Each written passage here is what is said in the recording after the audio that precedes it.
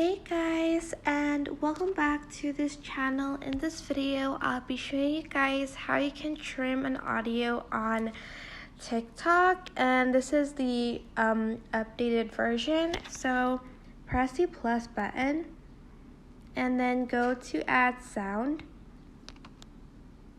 And then, for instance, I'm going to choose this sound.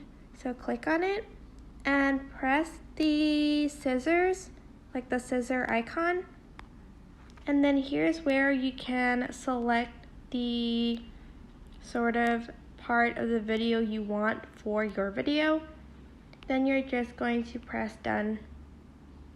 And here you don't have to use the whole audio.